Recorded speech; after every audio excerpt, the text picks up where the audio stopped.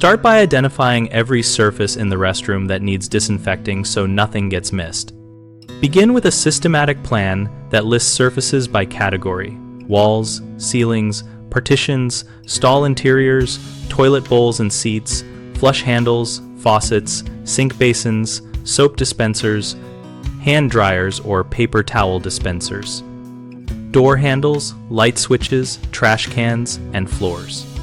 Use a left to right then top to bottom cleaning sequence to avoid recontamination and to ensure gravity does not bring dirt back onto cleaned areas.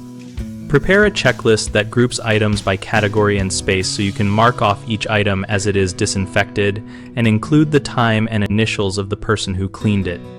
Select an EPA-registered disinfectant appropriate for the pathogen risk and surface material and follow the label contact time exactly. If surfaces are visibly soiled, clean with detergent first because disinfectants work poorly on dirty surfaces. Use color-coded microfiber cloths or mop heads assigned to high-risk, medium-risk, and low-risk zones to prevent cross-contamination and launder those textiles after each shift at high temperature with detergent. For verification, use a two-step approach. Perform a visual inspection and complement it with an objective check such as adenosine triphosphate testing or fluorescent marker systems that show whether a surface received proper attention. Finally, document results on the checklist, note any damaged fixtures that impede cleaning, and do a final walkthrough following the same left to right, top to bottom flow to confirm every item is complete. 3 common mistakes are skipping horizontal surfaces like tops of partitions and door frames which collect pathogens, using the same cloth for toilets and sinks which spreads contamination, and not respecting product contact time which leaves microbes alive.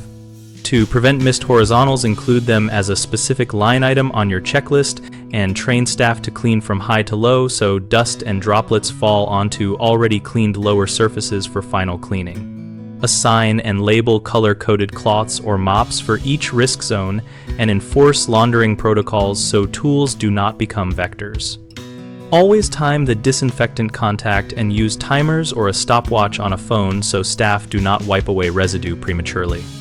We run BigHomeProjects.com to help homeowners find local contractors and for contractors to find work related to projects like comprehensive restroom cleaning and maintenance. Our site also has a discussion community where users and pros exchange tips, vendor experiences, and verification techniques to improve cleaning quality for everyone.